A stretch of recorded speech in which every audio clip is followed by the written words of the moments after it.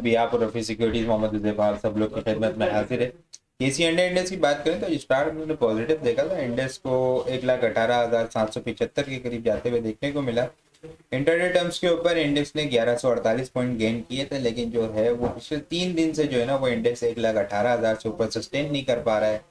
और पिछले 3 दिन से ये एक अच्छी बात थी कि इंडेक्स जो है ना वो 1,17,000 को होल्ड किया हुआ था क्लोजिंग बेसिस के ऊपर, लेकिन आज जो है वो ब्रेक होता हुआ नजर आया, सेलिंग प्रेशर प्रॉफिट टेकिंग होती हुई नजर आई है।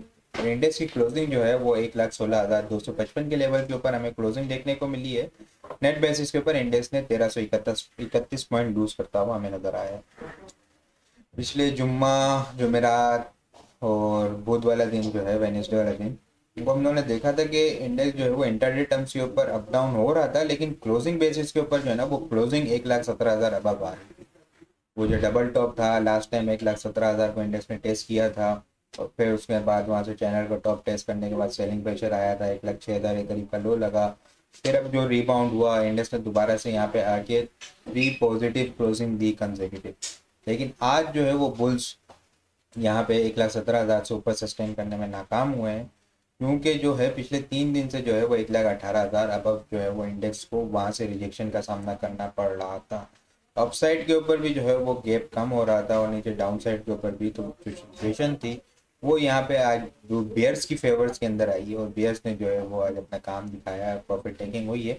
लेकिन एंड के अंदर जो है वो सपोर्ट लाइन के पास एक इनिशियल ट्रेंड लाइन ब्रेक होती हुई नजर आई है, लेकिन सपोर्ट लाइन के पास जो इनिशियल सपोर्ट एरिया था 1,16,000, जो इंटरडे टर्म्स के ऊपर इंडेक्स जो है वो पिछले 3 दिन के अंदर जो लो बना रहा था, वहीं पे ही जो है ना वो कुछ बाइंग होती हुई नजर आई। उसको आगे डिटेल में डिस्कस करते हैं। कल का सेशन किस तरीके से एक्सपेक्टेड है, क्या कल भी सेलिंग प्रेशर होगा? अगर तो इंडेक्स 1,16,000 को ब्रेक करता है तो फिर क्या स्ट्रेटेजी लेके चलनी है?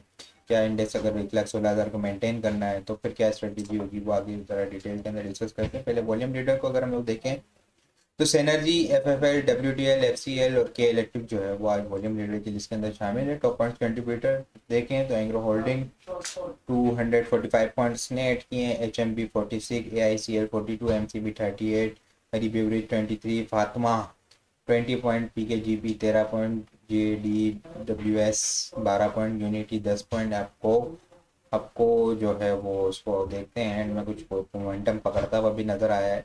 10 बजे करीब इसने ऐड किया। लूजर साइड के ऊपर ओजी, पीपीएल, पीएसओ, एसएनजीपी के अंदर भी आज सेलिंग प्रेशर था ऑयल सेक्टर के अंदर। ठीक है, ये पिछले 3 लगातार कंसेक्यूटिव डेज से हम लोग देख रहे हैं कि इनके अंदर जो है वो सेलिंग प्रेशर आ रहा है। लेकिन अब जो है वो आगे जो है वो बियर्स जो है वो थोड़े से यहाँ पे कमजोर होते हुए नजर आ रहे हैं, और कुछ डिप के ऊपर जो है वो बाइंग होती हुई नजर आ रही है। पीपीएल अगर आप लोग को याद हो टेक्निकल ग्रुप के अंदर, टेक्निकल चार्ट मैंने शेयर किया था कि 190 189 जो सपोर्ट एरिया है, इंटरनेट टर्म्स के ऊपर रीबाउंड भी हुआ, 194 तक भी गया, लेकिन फिर सेलिंग पे चलाया। लेकिन फिलहाल जो है वो ट्रेंड लाइन को मेंटेन किया। अब ये देखना है कि 3 कंसेक्यूटिव दिन तो हो गए हैं, और कल का सेशन बड़ा इंपॉर्टेंट होगा ओजी पीपीएल के लिए, कि ये कल जो है वो मे भी पॉसिबल कि एक ग्रीन कैंडल बनाते हुए नजर आए। ओजीडीसी ने 185 पॉइंट लूज किए, पीएसओ ने 159, एफएफसी 144, ईफर्ट 111, एसएनजीपी 92। एसएनजीपी भी जो है वो सपोर्ट के पास है, 100 रुपीज़ की एक अच्छी सपोर्ट है। मेंटेन कर जाता है तो एक अच्छा दोबारा से रिकवरी देखने को मिल सकती है, लेकिन अगर ये ब्रेक हुआ तो फिर एग्रेसिव सेलिंग प्रेशर भी आता हुआ नजर आएगा। हमारी 85 point, PPL 76 point, Meezan bank 62, PSF 59, systems 58, UBL 45, Pak electron 38, एफसीसीएल। Cement sector भी जो है ना वो एफसीसीएल, मेपल लीफ और डीजे वो भी अपनी ट्रेंड लाइन सपोर्ट के पास है।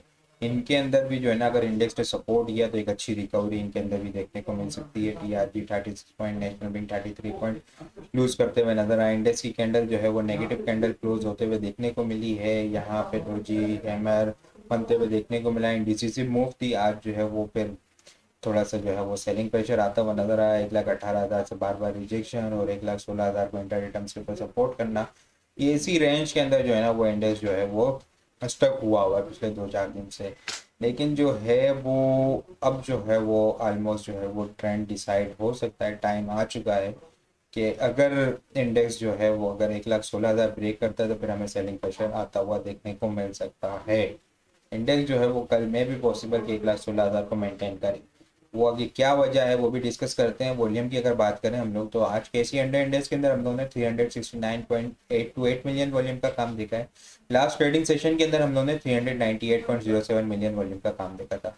लास्ट ट्रेडिंग सेशन के मुकाबले में अगर वॉल्यूम को कंपेयर किया जाए तो 28.24 मिलियन वॉल्यूम हम लोगों ने कम देखे हैं, और अगर ये परसेंटेज में देखा जाए तो 7.01% वॉल्यूम जो है वो हमें कम जनरेट होते हुए नजर आए हैं। इंडेक्स के अंदर शॉर्ट टर्म बेसिस के ऊपर ये ट्रेंड लाइन, ये पैटर्न बनता हुआ नजर आ रहा है। इंडेक्स ने सुबह इस लेवल को टेस्ट किया, वहाँ से रिजेक्शन आई, फिर ये पैटर्न जो है वो ब्रेक भी होता हुआ नजर आया। लेकिन शॉर्ट टर्म बेसिस के ऊपर जो है वो यहाँ से ट्रेंड लाइन अगर हम लोग ड्रॉ करें तो ये ट्रेंड लाइन के बिल्कुल जो है वो पास ही इंडेक्स की जो है वो क्लोजिंग होते हुए देखने को मिली है, और कुछ जो है वो यहाँ पे हमें बाइंग भी देखने को मिली है इस लेवल के पास।